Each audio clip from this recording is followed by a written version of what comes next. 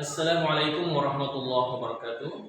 Alhamdulillah wassalatu wassalamu ala Rasulillah wa ala alihi wa sahbihi wa mawala amma ba'd. Baik, pada kesempatan ini kita akan melanjutkan pembahasan kita tentang al-adad. Al-adad dalam bahasa Indonesia biasa kita sebut dengan hitungan atau bilangan. Nah, dalam bahasa Arab disebut al-adad. Dan ketika dihubungkan dengan benda yang dihitung atau benda yang dibilang, ya, maka ada namanya istilah ma'dud. Jadi digabunglah istilahnya menjadi al-adad wal ma'dud.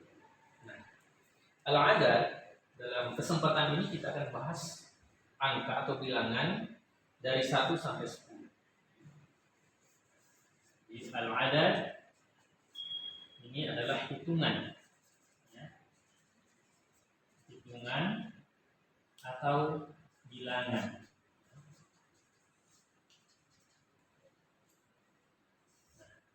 Kita akan membahas hitungan atau bilangan ini dari angka 1 dan angka 10. Nah, seperti kita ketahui bersama bahwa dalam pembahasan bahasa Arab itu tidak boleh kita lupakan adanya klasifikasi muzakkar dan muannas. Muzakkar itu adalah bentuk laki-laki dan muannas itu adalah bentuk perempuan. Demikian pula dalam pembahasan al-adad, ya. Bahkan semua pembahasan dalam bahasa Arab selalu ada klasifikasi muzakkar bentuk laki-laki dan muannas bentuk perempuan. Nah, saya akan jelaskan bentuk laki-laki dulu ya. Jadi, di sini muzakkar. Sini muannas.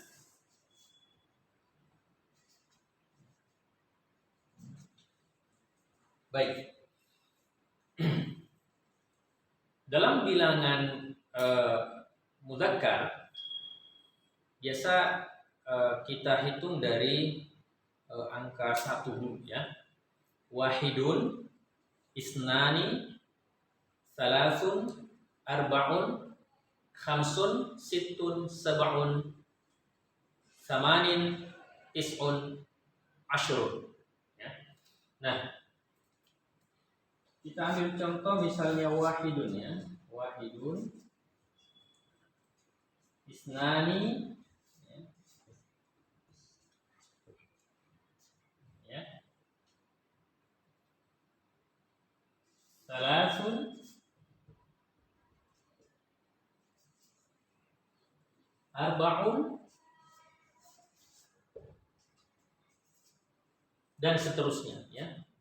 Saya kasih contoh saja sampai 4 bilangan atau 4 angka. Nah, kalau dimuannaskan, kita ketahui bersama bahwa ciri-ciri muannas itu adalah ketika di ujung huruf dari kata tersebut itu ada ta marbutah. Ya. Apa itu ta marbutah? Adalah yang seperti ini. Ini ta marbutah ya. Jadi kalau muzakkar itu tidak memiliki ta marbutah di ujungnya, tapi kalau muannas itu ciri-ciri umumnya adalah adanya ta marbutah ya di ujung kata tersebut. Nah, angka 2-nya itu isnatani.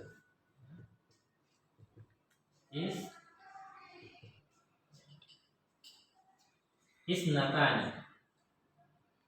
Kalau di sini di muzakkar isnani. Kalau di sini isnatani. Ya. Kemudian untuk angka 3-nya salasatun, ya, arba'atun, ya, ila akhirih dan seterusnya.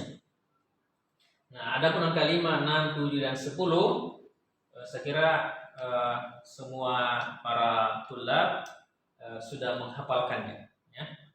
Nah, tinggal kita ingin aplikasikan atau terapkan al-adad ini dalam ma'dud ya. Ma'dud dalam hal ini adalah kata benda yang dibilang atau yang dihitung.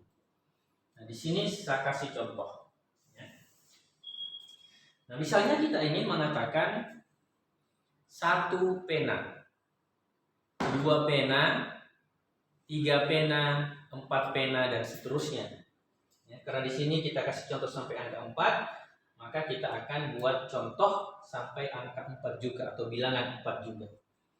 Nah, kita ambil contoh ya untuk dimudahkan. Misalnya 1 pena, ya. Bahasa Arab itu qalamun wahidun. Qalamun wahidun. 2 pena menjadi qalamani isnani. Qalamani isnani.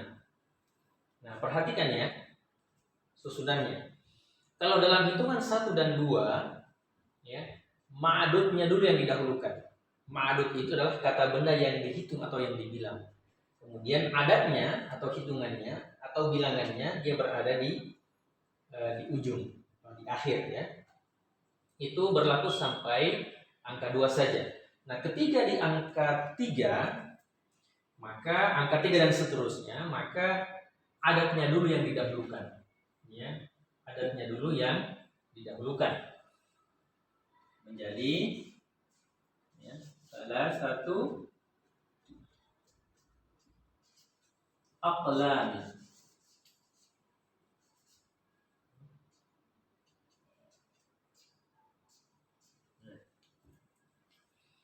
Salah satu aqlami. 3 pena. Ya. Nah, di sini ada ketentuan khusus. Perhatikan ketentuan khususnya. Jadi ketika ma'adudnya atau kata bendanya ini adalah muzakkar, maka ketika di angka 3, adatnya atau bilangannya itu dimuannaskan. Bukan lagi salasu tapi salah satu. Ya. Saya ulang, bukan lagi salasu tapi salah satu, dimuannaskan. Ketentuannya seperti itu. Kemudian kata benda dalam hal ini qalamun ketika sudah di angka 3 itu dijamakkan. Nah, jamaknya di sini adalah jamak taksir. Ya, jamak taksir. Aqlam. Nah, jamak taksir ini cara untuk menghafalnya adalah dengan melihat kamus atau dengan mendengarkan langsung dari penuturan orang Arab ya, yang memiliki bahasa ini. Jadi aqlamun, ya, dia tidak memiliki pola khusus ya. Kalau jamak taksir, ya polanya dia tidak beraturan. Ya. Nah, begitu pula angka 4, 5 dan seterusnya. Jadi yang harus dipahami bahwa ketika di angka 3 sampai 10 dia harus dimuannaskan. Ya. Kalau ma'adudnya atau kata benda yang dihitung ini atau yang dibilang itu adalah muzakkar, maka ingat angka 3 dan seterusnya dia dimuannaskan. Kemudian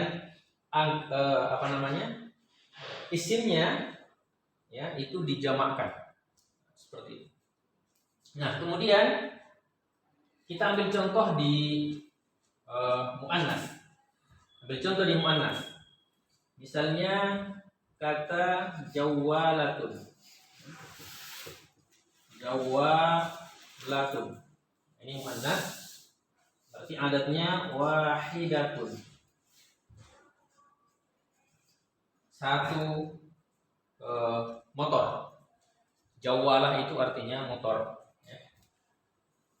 Kalau 2 motor, jawalatani. Jawalatani isnatani.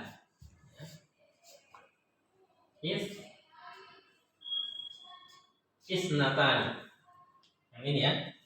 Jawalatani isnatani.